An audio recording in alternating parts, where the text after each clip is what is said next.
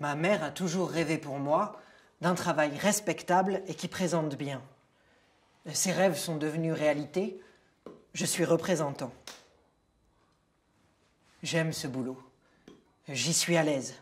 Il m'est naturel, car il est plus facile de représenter des robinets que soi-même. Les robinets ne se posent pas trop de questions et savent rester à leur place. Quand j'ouvre ma mallette et que je commence à feuilleter, à commenter les catalogues, je me sens si bien que je ne m'arrêterai plus. Et quand, sur le visage du client, je lis les premiers signes de capitulation, une joie immense, primitive s'empare de moi. Tout comme une certaine mélancolie me saisit juste après la vente d'un robinet.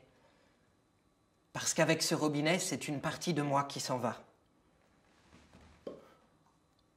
Et oui, les robinets vendus ne reviennent jamais. Je les connais tous, mes robinets. Et ceux des autres aussi. Les miens sont un peu mes enfants, ceux des autres un peu mes neveux. La majorité des gens ne le sait peut-être pas, mais chaque robinet a une âme et un style bien à lui. Vous n'avez jamais remarqué? Un robinet qui perd, c'est un peu comme un homme qui pleure.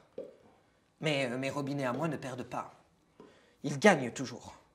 Ce sont des robinets de dernière génération, au jet dense et puissant.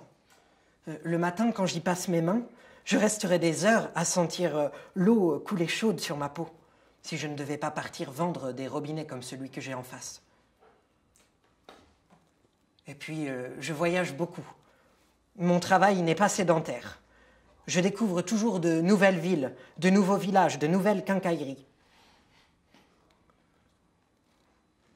Bien sûr, le soir, quand je rentre à la maison et que je pense à mon salaire, j'entends au fond de moi une voix qui dit « Seigneur, pourquoi dois-je vendre des robinets? Ne suis-je pas une de tes créatures? Et les robinets qui font partie de la création, ne sont-ils pas aussi tes créatures? Et puisque les robinets ont une âme, j'en ai une aussi. Alors, pourquoi m'as-tu abandonné aux mains des grossistes? Ne devrais-je pas être là-haut avec toi, parmi les anges qui chantent, et promis à une vie éternelle comme un robinet de bronze? Puis j'entends une autre voix qui dit « L'an prochain, je deviens auto-entrepreneur. Si Dieu le veut. »